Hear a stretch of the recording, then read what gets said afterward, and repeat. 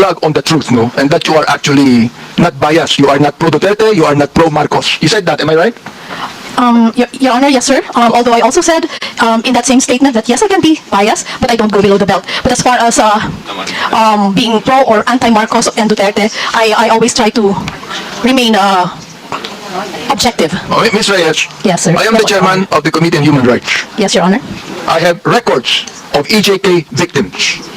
And you made a statement, it says right here, to the International Criminal Court, global community, and world media. Is this not a pro-Duterte statement? Can you please, sir, complete the whole No, not yet. report? I'm going to complete this. I'm just referring to the first statement to the International Criminal Court, global community, and world media. It means that you want to tell that to the International Criminal Court. Am I right? And therefore, Mr. Chair, you do not agree for the former president to be held in the ICC. Am I right? Yes, Your Honor. Okay, very good. Well, therefore, you are pro-Duterte. Don't tell me you are not. All right? Sir, can I, No. Let me ask another question to you. You said, you need to see this. The so-called EJK victims under President Duterte, a massive hoax. Do you believe that, Mr. Chair? yes, sir, again, Where did you get the information, Mr. Chair? Your Honor, sana po mabasa ng buo yung Do aking... you want me to give you documents on that? Sir, I know what I posted, but I want the whole, the people here and the media to also see ano yung context ng aking isinulat para po maintindihan din nila at Ito na hindi yung lang context, ibase Mr. Chair. sa isang You do not statement even lamang. need to complete this. Kung gusto mo kumpletuhin ko. Yes, Your Honor, I would appreciate very much. I'm going to complete this now. Okay, Yes, para Your mabigyan Honor. lahat. Opo. The so-called EJK victims under President Duterte, a massive hoax. Okay. Sa akin, mali. I have documents to show. To show. Yes, Your Honor, All right, that is now your you truth, said. and I also have my truth. Please. May I remind the resource person to, again, patapusin muna yung interpolator before you answer. Okay po, salamat po, Mr. Chair. And sige po, kung pwede po, ibigay na lahat ng tanong at mabigyan din po kami ng pagkakataon na sumagot nang wala ring interruption Of course, sana. you will be Opo. given your opportunity to answer. Pero patapusin muna talaga yung interpolator. That is a Okay po, ruling Mr. Chair. before the resource person. Wag po tayo magsapawan. Opo, Mr. Chair, maraming salamat. Okay, Mr. Chair, let me continue on. You said, the anti-Duterte propagandist. So, alam ko na kung ano yung bias mo, di ba? May bias ka na rito eh. Oo. Okay, likely funded by drug cartels, terrorists, corrupt politicians, greedy oligarchs, and narco-politicians are desperately trying to manipulate the global narrative. What did you get information about that, Mr. Chair? Pwede na po ako... Go ahead, sige. Yes, Mr. Chair, pwede na po ako sumagot? Yes. Okay. Doon po sa mga nauna niyo pong tanong, kung saan, ang sabi ko nga po ay hoax. Ang pinagbabasihan ko po doon ay yung mga naglalabasan ngayon na panibagong impormasyon. Kita naman po ito sa social media, ano po, kung saan yung mga napabilang na EJK, yung mga nagpakita ng picture ng mga anak nila na namatay daw sa EJK, actually ay hindi po connected sa EJK. At yung iba po ay buhay na buhay naman po. That's why, ang sabi ko nga ay hoax dahil yung mga pinakita ng mga nagrarally at pinapakita nila na namatay sa EJK ay hindi naman po patay. Mr. Chair, nag-a-attend ba kayo ng Quadcom hearing? Mr. Chair? Nag-a-attend ba kayo ng Quadcom hearing? Yung mga biktima ng EJK ay nandoon at nagkaroon pa sila ng prayer rally, Mr. Chair? Nag-attend ba kayo ng Quadcom hearing? Okay, Mr. Chair, okay, salamat po at pagkakataong sumagot.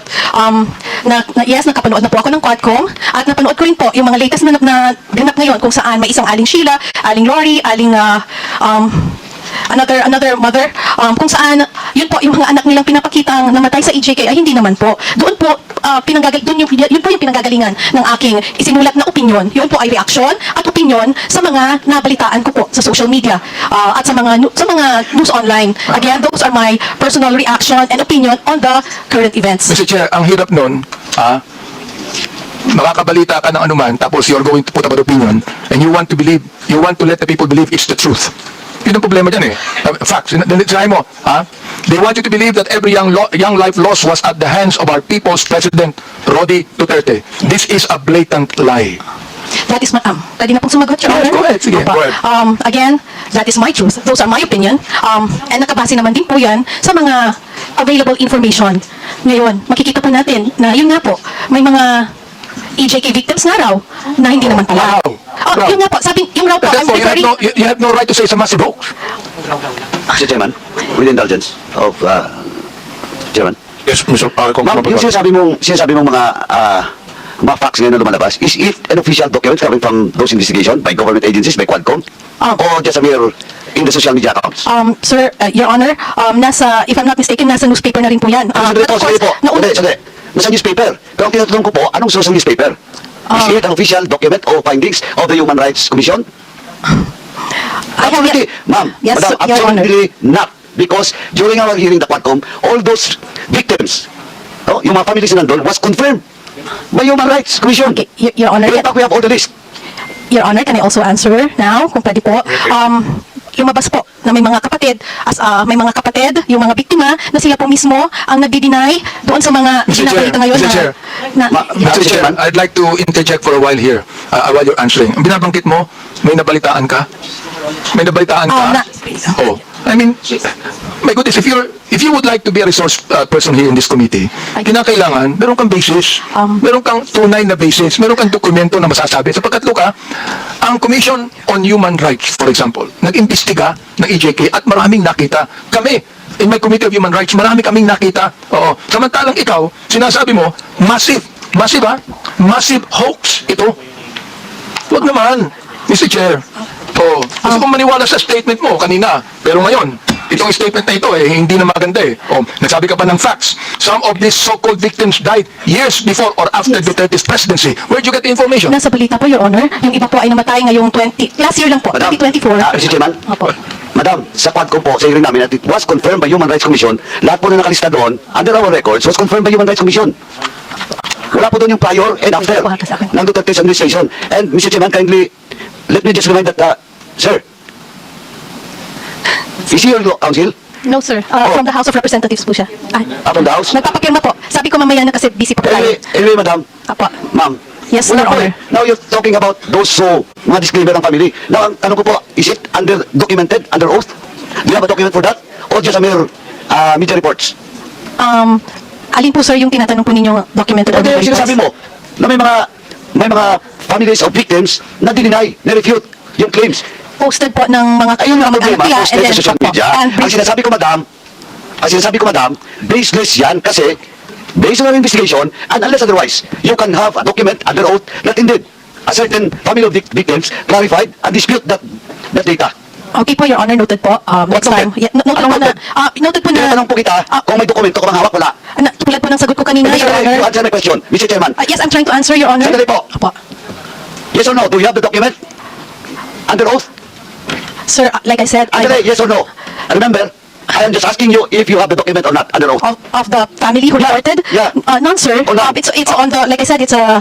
So, none. You don't have. Okay, sir, next time po, What's next time? next time po, bago po tayo magsulat ng mga ganun, kailangan kumuha po muna tayo ng mga dokumento under oath at hindi tayo basta magbabase sa sinasabi Chair. ng mainstream media. Okay, Mr. Chair, thank you. let me continue on the statement he said. Yes. Sinabi niya, facts to nakalagay facts. Many are completely unrelated to drugs or EJK. Some of them are still very much alive. You said you do not have any documents on that. Now look, Miss MJ na lang po. Para hindi po Miss MJ, po. you are accountable to the victims and you are accountable to us in the Quadcom. Pinasinungalingan mo kami. Pinasinungalingan mo ang mga victims. Now look, if you do not apologize right now, you listen. Yes, Your Honor. If you do not apologize, I am going to make a motion to hold you in contempt. I apologize, sir. And tulad nga po ng sabi ko kanina, sa susunod po ay maghanap na lang po muna tayo ng mga Yun. at Okay hindi po na, tayo mag-rely sa mga balita ng news Salamat na- po. Okay po. Kaya Maliwanag fake po. news. Yun ang ibig sabihin, non-fake news. Ito, tutuloy ko. Salamat din po, Your Honor. Ito sinabi nyo, ikaw, ito, binanggit mo na ito and this is something that you should apologize also. Ano sabi mo? Do not let these criminal forces twist reality to turn a strong, decisive leader into a monster. Now let me ask you, who are these criminal forces? Please, MJ, please answer. Okay. I have this, kasi tulad ng sabi ko, ito po ay mga reaction at opinion ko lamang. Well, therefore At, you apologize because this is not true. Sir. Okay, sir. I apologize. Okay, Mr. Chair, this is the second time that Miss MJ has apologized. I hope that next time, kayong mga vloggers, huwag kayong magbibigay ng opinion lang, impression ninyo. Ibigay niyo yung katotohanan, may dokumento kayo. Sapagkat meron kaming documents to show Nang-iinsulto ko, I am insulted with your statement. Being the chairman of the Human Rights and one that's investigating, I am actually insulted with your statement.